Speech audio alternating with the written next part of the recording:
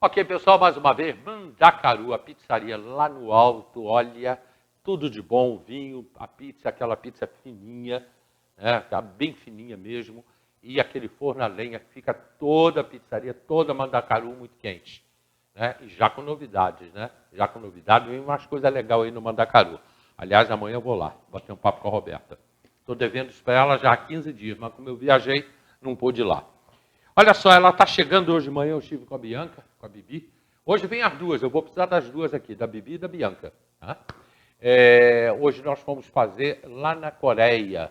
Ela foi fazer uma entrega de agasalhos, né, na creche da Coreia. Daqui a pouco a gente vai falar sobre isso com a Bianca.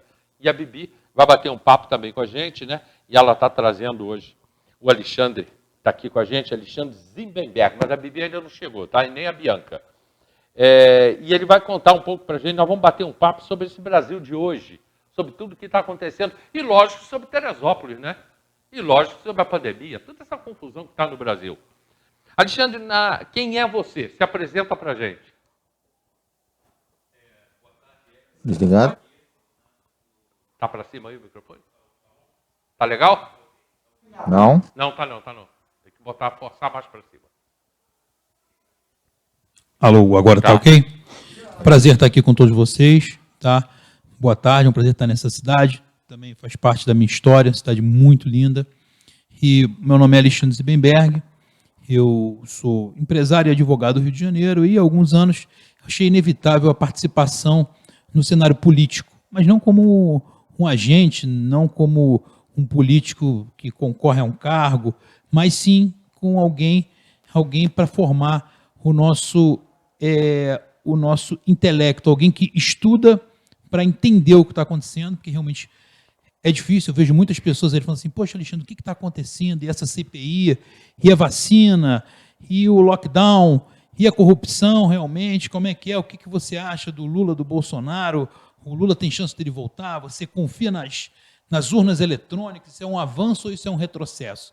Então, existem várias questões que a gente precisa se aprofundar, questões que extrapolam o meio político e invadem o meio cultural, o meio educacional, o meio social, e a gente precisa debater esses assuntos, e hoje em dia, sem dúvida, sem a mídia, né, sem a televisão, sem a rádio, sem as plataformas de rede social, esse debate não seria possível. Hoje em dia, com a tecnologia, esse debate é possível e é extremamente necessário que a gente entenda, porque eu tenho certeza, existem pessoas que já sabem que são de direita e outras que também já sabem que são de esquerda, mas existe um percentual que está perdido ali porque não sabe se posicionar, porque ainda não conseguiu formar o seu pensamento. E é para essas pessoas também que nós buscamos falar, não só para a direita, não só para a esquerda, mas para pessoas que buscam o conhecimento. Eu acho o brasileiro, e especialmente o teresopolitano, que é a cidade que eu vivo, a cidade onde eu moro, e eu conheço o povo, eu acho que nós somos muito desligados, e não éramos. No passado, eu acho que o brasileiro foi muito mais atuante politicamente. Isso, nos últimos anos, talvez, com toda a corrupção que a gente enfrentou, eu acho que as pessoas estão se afastando, dizendo, não quero saber de política, eu não gosto de política, e não me fala de política, eu não quero político, não vou votar em ninguém. Eu acho isso gravíssimo, eu não vou votar em ninguém. Acho que o brasileiro deu uma fugida da política. Isso é uma estratégia, né? É uma estratégia dos políticos ruins. A pessoa sempre vai falar assim, quando uma pessoa boa vai se lançar na política, fala, pô, vou me lançar na política. Fala, não se envolva com isso. Política é coisa de gente ruim. Aí a pessoa acaba dando um passo atrás e desiste do envolvimento político.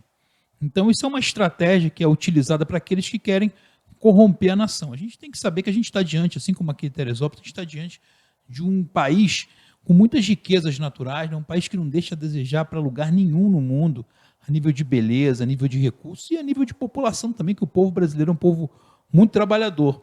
Agora, quem controla, quem está no topo do poder há muitos anos, realmente são pessoas com intenções muito ruins e são essas pessoas que travaram o desenvolvimento do Brasil nas últimas décadas e mergulharam o Brasil numa crise de identidade a ponto do brasileiro ficar falando que O brasileiro tem complexo de vira-lata, que o brasileiro acha que sempre é pior, que essas coisas só acontecem no Brasil, que não acontecem fora do mundo. A gente não tem que ter esse pensamento, a gente tem que ter o pensamento que o Brasil é um país maravilhoso e que nós temos tudo que precisa para o Brasil se tornar uma grande potência. O povo precisa acreditar na nação e acreditar que é necessário, uma palavra que até repetiu, mas que é necessário essa renovação a nível de liderança, não só política, mas como a nível de liderança em diversos segmentos. Mas eu acho que o povo, generalizando mesmo, Alexandre, eu acho que as pessoas estão, cada uma tentando uma oportunidade. Como a situação ficou muito difícil para todo mundo, né? Principalmente por causa da pandemia, mas isso já vinha acontecendo, já vem acontecendo há muito tempo, eu acho que aquele que tiver uma chance de pegar alguma coisa, vai. Por exemplo, o candidato vai me dar algo, eu vou ficar com ele. Eu não quero nem saber se o cara é bom, se é ruim, se é de direita ou se é de esquerda. Aliás, eu acho que o brasileiro não tem noção do que é direita e do que é esquerda. Sim, eu acho que parte do Brasil realmente não tem noção do que é direita e do que é esquerda. Sem dúvida, o que você falou faz todo sentido. É claro que muitas pessoas estão numa situação tão difícil, de extrema necessidade, que a pessoa aceita qualquer coisa e aí acaba vendendo o seu voto por R$50 e depois não tem um atendimento numa clínica de saúde para o seu filho e a vida do seu filho vai embora por causa dos R$50. Infelizmente, essa é a situação que o Brasil se encontra. A gente tem que saber que isso também é uma estratégia também que foi criada através do comunismo, né, que é um dos grandes maus do mundo, que é onde ele foi implementado, ele não deu certo, ele trouxe miséria, violência, pobreza, morte. Como foi implementado. Como foi implementado. Mas o comunismo implementado no Brasil, eles utilizam uma outra estratégia do que foi implementado em Cuba, na Rússia, é uma outra estratégia que eu posso falar aqui também, uma outra estratégia agora. Aonde implementaram o comunismo, qual era a ideia? Que o Estado crescesse tanto a ponto de que a maioria das pessoas daquela nação dependesse do Estado, então não lutaria contra o sistema. Então hoje, às vezes, a gente vê em muitas cidades que muitas pessoas dependem tanto daquela máquina pública que ela já não pode mais se opor à máquina pública, ela é obrigada a ficar em silêncio, a reclamar. Então, nós vemos isso acontecendo, esse é o problema do assistencialismo. A gente sabe que no Brasil existem locais que são muito pobres e existiu programas assistencialistas, como esse programa que está tendo agora, que é o auxílio emergencial, que é um programa necessário nesse momento de crise, que as pessoas não podem nem trabalhar, mas é o assistencialismo, e isso acontece no Brasil inteiro, e quanto mais pessoas dependem do sistema, menos pessoas vão lutar contra ele. Então, mais a gente depende. Isso é uma estratégia comunista que foi implementada em diversos lugares. Começou na antiga União Soviética, que eles tinham aquela ideia de Karl Marx que você estatizava os meios de produção. Então, o Estado dava pitaco em tudo. Então, quando o Estado dá pitaco em tudo, se mete em tudo, você já não pode mais se posicionar contra ele. E hoje, no Brasil, a gente vive essa influência. Mas Bianca, já pode pegar o seu lugar.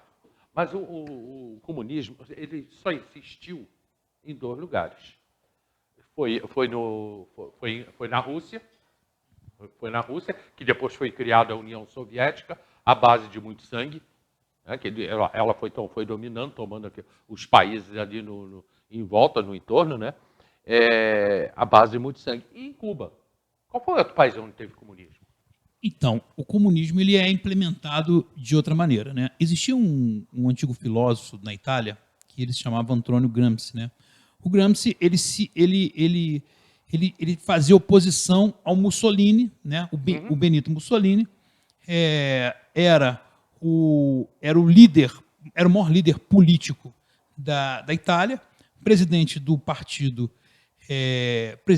fascista, e o Gramsci era o presidente do Partido Comunista. E o Gramsci falava o seguinte: não adianta a gente implementar o comunismo pela força, nós temos que implementar ele pela cultura.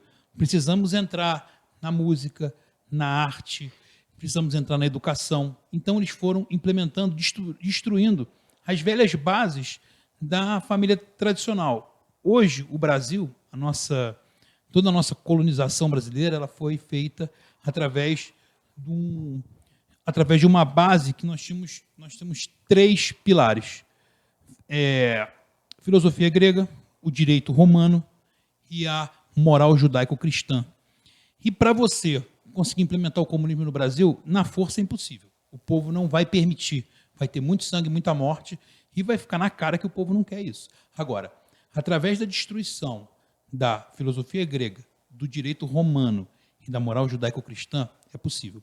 Então é por isso que hoje em dia a gente vê, você estava falando no programa antes, da ideia do politicamente correto, como se tornou chato. Isso é uma estratégia de Antônio Gramsci, que você cala o seu adversário na discussão, porque você está sempre dividindo a sociedade em vários pedaços para controlá-la, para você ir controlando ela. Por isso que a gente fica hoje, direito do índio, direito do negro, direito do homossexual, ninguém. Espera aí, segura. Aí Parei. cabe uma pergunta. Sim. Não, você vai continuar o raciocínio, mas vai caber uma pergunta. A Bianca já chegou e vai entrar no papo. Agora é a Bibi que está aqui. A Bibi já pode entrar no papo, hein?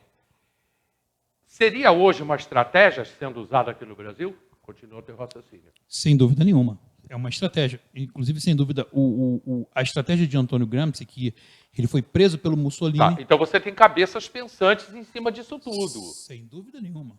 Sem dúvida nenhuma. É claro que a gente tem cabeças pensantes. Em tudo no Brasil até hoje foi pensado. A única coisa que no Brasil deu errado foi a eleição do Bolsonaro. Porque quando o Bolsonaro entrou, ele não fazia parte de nenhuma estratégia de grupo de poder. A única coisa que saiu do controle no Brasil foi a eleição do Bolsonaro.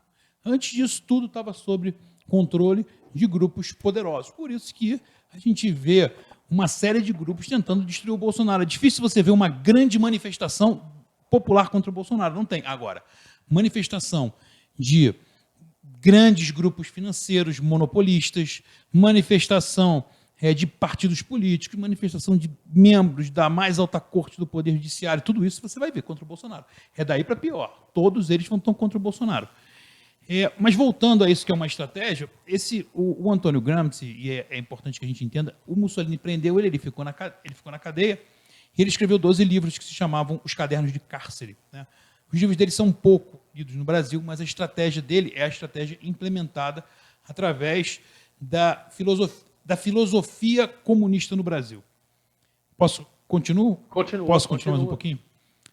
Em 1964, a esquerda, eles queriam implementar uma ditadura do proletariado no Brasil. Essa era a ditadura implementada através da força. E essa ditadura não estava indo, eles estavam tentando, até determinado momento que o exército entrou na briga e o exército conseguiu frear a implementação de uma ditadura de esquerda. E acabou que o exército ficou bastante tempo no poder. Isso é uma questão. Mas o exército não freou a implementação dos moldes esquerdistas de Antônio Gramsci. Enquanto o exército achava que controlava o Brasil, estando no poder, a esquerda fazia toda a sua base através das universidades, sindicatos, grandes grupos de comunicação. Olha, eu vou entrar até nesse papo aí para te fazer uma pergunta. Já deu boa tarde para todo mundo. E boa tarde para todo mundo. Já deu. Bibi está aqui hoje. Então, assim, felicidade estar aqui, né? O Alexandre, eu sou fã dele, depois eu vou pegar um autógrafo dele e tal, enfim. Mas eu vou fazer uma pergunta para você, que você falou uma coisa bastante interessante, né? E aí eu votei 17, enfim. Mas hoje eu já faço parte de um grupo que estou pensando, que está me fazendo ressignificar algumas coisas. E aí eu vou te perguntar uma coisa com base no que você falou. É claro que a gente sabe que era muito costume do Brasil, até a gente, através dos sindicatos e através de outras lideranças, fazer por nicho, né? Classificar as pessoas por grupo, e aí, obviamente, ficava muito mais fácil. Essas minorias, na verdade, nunca eram agraciadas, até porque se você desse esse prêmio, acabava o mote por qual lutar, e dentro dessas mesmas ditas minorias, pouca gente sobressaía, porque a ideia era que elas continuassem ali divididas. Mas, como pessoa de direito conservadora, hoje eu fico mais à vontade, hoje é só a Bibi que ama política aqui, como conservadora de direito, eu vou te perguntar se você falou assim, não, só o que deu errado foi o Bolsonaro, que não houve uma estratégia. Mas eu percebo a direita cada vez mais afinando também para dividir os seus grupos para também dominar essa parcela. Então, você acha que é desapaixonado? Ou seja, então você acha que não há aí também já nesse momento uma estratégia, uma comunicação muito bem pensada para também continuar mantendo no poder esse grupo, só que de modo inverso, né? A esquerda fazia por aquelas minorias que, na verdade, nunca eram agraciadas, mas acabavam achando que sim, como grupo, enfim, né? Os vários grupos que estão nichados por aí. Mas você acha que já não há uma estratégia de poder da direita também, no sentido de dominar para dividir, que é muito sunto, né? Dividir para dominar, enfim? Bom, a estratégia de dividir para dominar é uma estratégia que ela foi utilizada pela esquerda. Muitos políticos que chegaram ao poder através do bolsonarismo, muitos chegaram ali e falavam, sou Bolsonaro, era uma onda muito forte, sim, e se elegeram muitos deles no mês seguinte, já estavam fazendo oposição ao Bolsonaro. A gente tem os casos lá em São Paulo, Frota, Joyce, que odeiam o Bolsonaro, mas se elegeram com as pautas. Não tem características de direita conservadora, né? E se elegeram com essas pautas. Agora, existe outra coisa, que é uma coisa que é a paixão pelo poder. Todo mundo, quando chega ali, a política, ela é também uma forma de a pessoa subir na vida, né? Então, a pessoa sobe na vida e depois que ela chega naquele cargo, eu não conheço um político que não quer se reeleger, eu não quero galgar uma. Não conheço nenhum que falou, fiquei 4 anos de tabu para casa. Eu não conheço. Todos eles querem se eleger. Então, agora, se existe na direita uma coordenação que é bem dividido, não existe. Tanto que a direita ela se desentende. Ela craquela, ela verdade, por conta disso. Então, a gente não tem...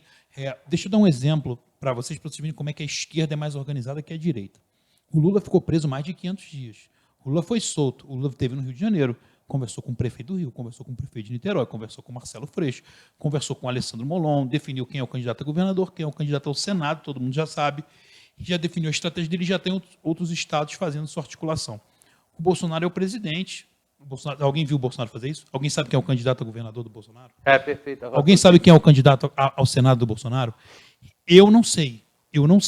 Eu vou votar no candidato dele, mas eu não sei quem é ainda. Ou seja, mostra que a esquerda tem uma articulação, uma hierarquia, um modus operandi muito mais organizado que a direita. Queria eu que a direita tivesse essa organização da esquerda. Não tem, realmente não tem. Eu concordo plenamente, eu também vejo, mas a esquerda está há anos, né? Até porque está muito mais acostumada, tanto é que está muito mais nas universidades e tal, ela é mais estudiosa, a gente tem que dar esse mérito, ela é mais estudiosa e ela se acomoda melhor por grupos e já sabe fazer isso desde sempre, eu concordo com você. Só hoje percebo que já há, e como eu disse, como você disse muito bem, obviamente, na política a gente tem o poder que é viciante, né? O poder é que vicia. Tem gente que acha que é por questões financeiras e tal, não é o poder que é viciante. Eu falo isso com muita tranquilidade, trabalhando com política há mais de 10 anos da vida, a gente percebe isso. Mas hoje já percebo que há pelo menos uma certa estratégia na comunicação do Bolsonaro que eu já não acho mais tão desapegada assim. Eu já acho que ele vai direcionando para, obviamente, e aí até com certa razão política, né? Já ir direcionando seus grupos. Então não, esse grupo gosta mais dessa fala mais rígida e tal. E eu vou aproveitar, né? Vou aproveitar também para fazer o máximo de perguntas assim para o Hélio, para o Alexandre, também nesse momento, para dizer o seguinte. Para mim, Alexandre, né, e Hélio, política sempre foi impactar no dia a dia das pessoas. Ou seja, o que é política para a Bibi? É aquilo que impacta, principalmente como trabalhei a vida inteira com comunidade, política é aquilo que faz diferença na minha vida prática. E eu percebo que hoje a gente fala muito de questões que estão muito distantes do povo, do chão, do asfalto. O que eu quero dizer com isso? Na verdade, uma pergunta que eu faço de forma recorrente, como pessoa que não vota na esquerda, né? E eu digo isso com muita tranquilidade, e eu acho que a gente tem que aprender a questionar de dentro, que eu acho que aí fortalece as posições.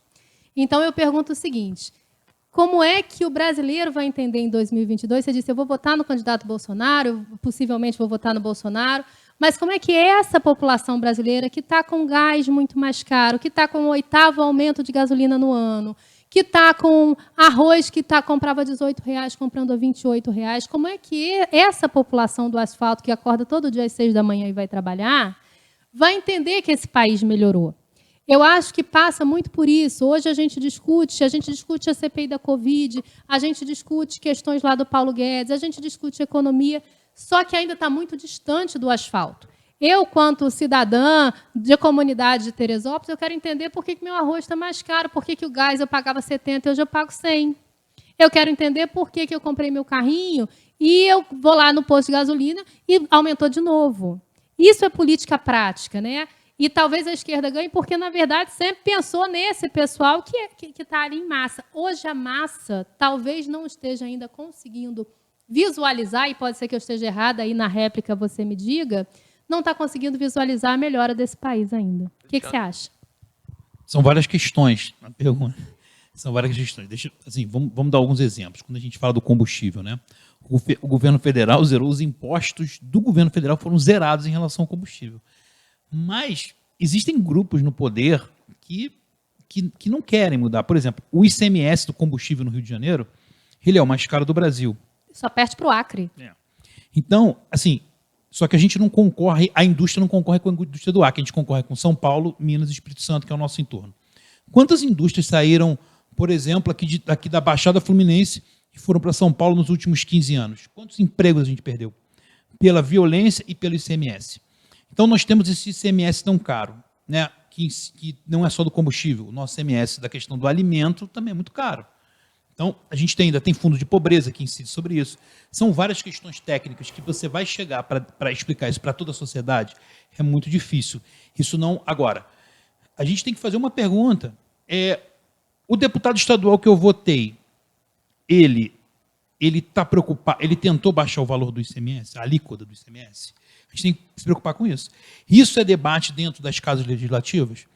O imposto municipal, o vereador aqui de Teresópolis que eu votei, eu não voto aqui, eu voto no Rio, mas o vereador que eu votei aqui de Teresópolis, ele tentou baixar o imposto que incide aqui, o meu imposto?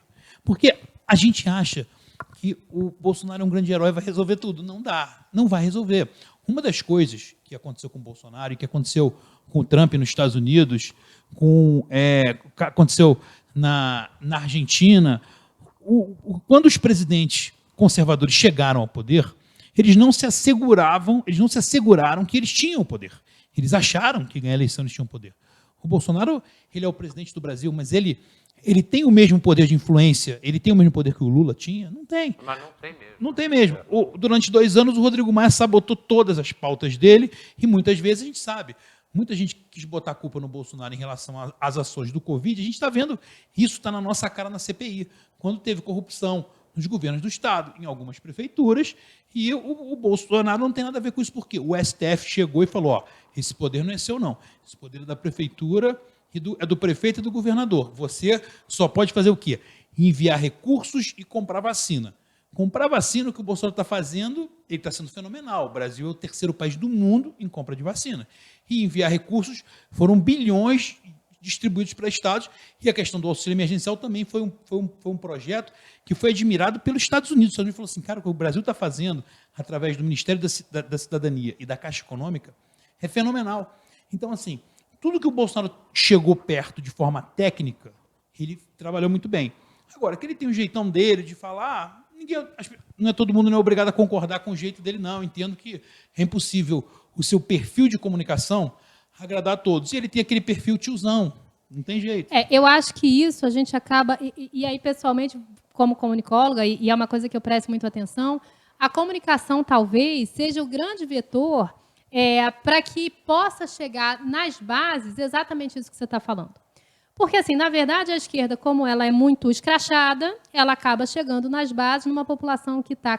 Talvez a gente vai ter a eleição, a pior eleição que nós tivemos em todos os tempos, porque as pessoas estão sem estudar, a gente está com um déficit cultural no Brasil, intelectual, extremamente forte, e isso vai ser sentido nas urnas em 2022.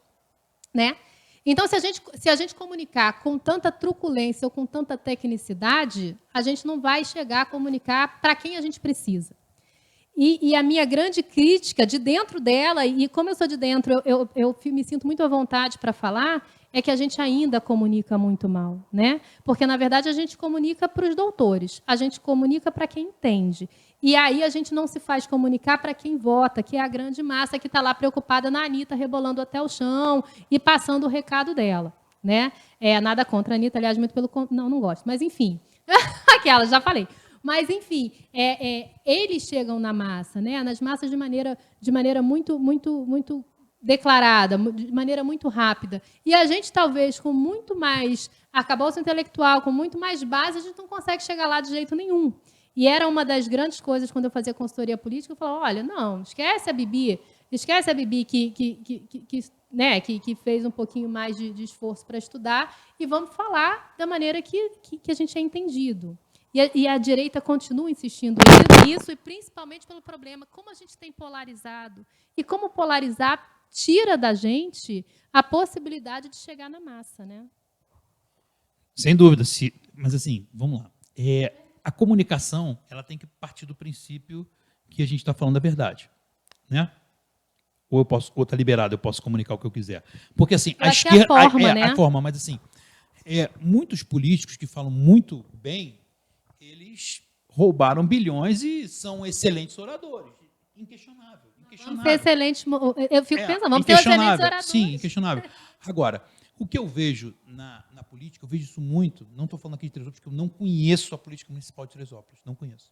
Não sei como está, conheço a cidade muito bem, mas não conheço a política. Mas eu posso falar de outros municípios. A política municipal é uma política mentirosa. Chega um vereador e fala assim, eu vou construir uma clínica da família na sua comunidade, a comunidade inteira vota nele. E depois ele não constrói, ele fica 3 anos e meio sem aparecer na comunidade, e depois ele vota na comunidade, inventa uma outra mentira e é reeleito. Então, assim, a nossa crise é muito complicada. E a democracia, ela demora anos, décadas para ir amadurecendo, para o povo entender. Mas a gente está melhorando, entendeu? Hoje em dia, vocês sabem quem é o ministro do STF e não sabem quem está na seleção brasileira. Eu gosto de futebol, mas isso é positivo para o Brasil. Isso é positivo, entendeu? A gente agora já sabe quem é. Hoje nós sabemos quem são, qual é o time de ministros do Bolsonaro. Então, se tiver uma coisa errada, você pode também criticá-lo. Eu acho a crítica às partes econômicas do Paulo Guedes, pode criticar. Tem o direito, ele está ali naquela cadeira como ministro, ele tem que ser criticado. Que nem o Alexandre de Moraes, quando assumiu para ministro do STF, ele falou assim, quem está na vida pública tem que ser criticado, só que depois ele não aceitou. Ele não cumpriu o que ele falou. Mas quem está lá tem que criticar, para que a pessoa possa responder. E o Bolsonaro faz esse trabalho. É difícil, porque uma coisa que a mídia andou muito bem, o que a esquerda fez muito bem, foi a grande associação com os grandes grupos de comunicação do passado. Se você levantar o que só o governo federal, na época Fernando Henrique, Lula e Dilma, deu para o maior grupo de comunicação do Brasil, passa de 10 bilhões de reais. Então, a gente sabe que existe lado. Então, e esses grupos, eles têm uma penetração que é difícil. Eu estou aqui no programa de vocês, aqui vocês abrem, eu estava conversando com ela antes do programa, ele falou, aqui vem direita, vem esquerda, vem centro, todo mundo conversa, tem voz, e isso é show de bola, tem que ser assim. Em nenhum momento eu vou chegar e vou falar que o maior grupo de comunicação do Brasil só tem que botar a direita de jeito nenhum. Bota a direita, mas não. Eles jogam só na ideia que eles querem que chegue. Então, as ideias do próprio grupo, dos próprios grupos, né? Como é chata essa questão do politicamente correto, e aí a gente anda cheio de dedos para falar coisas que são absolutamente normais. Né? Quando alguém me fala, Bibi, o que você acha do grupo? Enfim, dos vários grupos que existem, eu falo, olha, eu ensino meu filho, eu tenho um filho de 8 anos em casa, que eu ensino ele a respeitar o ser humano pelo simples fato dele ser ser humano. E aí a escolha da orientação sexual dele não me interessa, o que ele faz da vida não me interessa, eu até brinco em casa, pode ser Power Ranger, pode ser o que quiser, só não pode encher o saco do colega. E assim, a partir do momento que você parte do pressuposto que você tem que respeitar o outro, não interessa a orientação, o que o outro vai fazer da vida. Enfim. E eu percebo quanto isso, na verdade, é colocado às avessas. Né? Como parece que, na realidade, você tem um grupo contra o outro. E como isso e como isso gera voto. Né? Alguém lá da esquerda descobriu que colocar um contra o outro gera voto para caramba. E é impossível que em 2021 a gente não consiga ainda, que as pessoas entendam isso. Né? Ok, eu tenho um comercial agora. E, aliás, eu tinha 15 minutos, eu já atropelei esse bloco de comercial de 15 minutos atrás, e aqui perguntas para vocês. Eu já vou deixar uma pergunta aqui no ar para o Alexandre. Alexandre, por que o artista, o intelectual, que tem uma cultura muito melhor do que a maioria do povo brasileiro, por que ele tem uma tendência à esquerda? Aliás, isso é histórico, né? Isso é histórico. Você vai me responder daqui a pouco. Eu quero falar agora com vocês sobre um churrasco que vai acontecer no Dia dos Pais. Churrasco para o Dia dos Pais numa ótica. É isso mesmo. A ótica da gente vai te dar um churrasco no Dia dos Pais. É só você passar lá e deixar. Não precisa comprar nada. É só levar o papel com teu nome e seu telefone. Coloca lá dentro da urna e no Dia dos Pais vem aí um churrasco para você e a gente volta já.